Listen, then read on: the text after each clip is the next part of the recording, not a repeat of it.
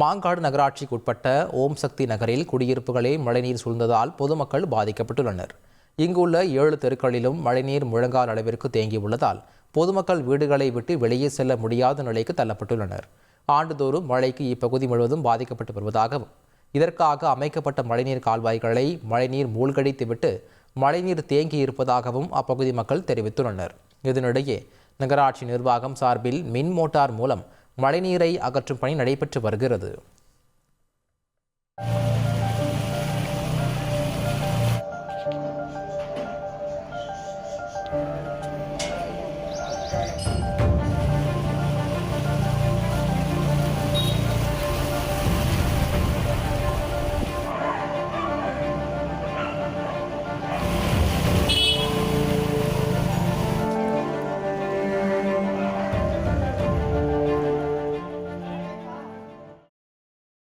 அரியலூர் மாவட்டம் மருதை ஆற்றில் வெள்ளம் பெருக்கெடுத்து ஓடும் நிலையில் திருக்கோணம் கிராமத்தில் தங்கியிருந்த செல்வராஜ் என்பவரின் குடும்பத்தினர் வெள்ளத்தில் சிக்கினர்.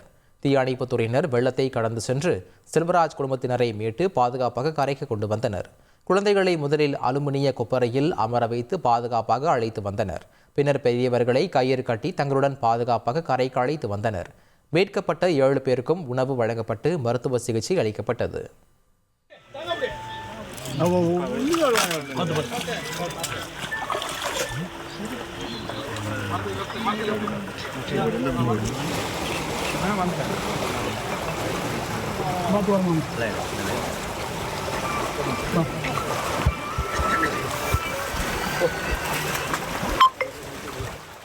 நெல்லை மாவட்டம் அம்பை, முக்கூடல், வீரவநல்லூர் உள்ளிட்ட பல பகுதிகளில் தொடர்ந்து மழை பெய்து வருகிறது. இதனால் முக்கூடல் பகுதியில் குளங்கள் நிரம்பி கரைகள் உடைந்து மழை வெள்ளமானது. சாலைகள் மற்றும் குடியிருப்பு பகுதிகளை சூழ்ந்துள்ளது. சாலைகளில் செல்லும் பொதுமக்களும் வாகன ஓட்டிகளும் தண்ணீரில் தத்தளித்தபடியே சென்றனர். முக்கூடலில் இருந்து ஆலங்குளம் செல்லும் சாலையில் மழைநீர் பாய்ந்தோடுவதால் தண்ணீரை வடிய வைக்கும் முயற்சி மேற்கொள்ளப்பட்டுள்ளது.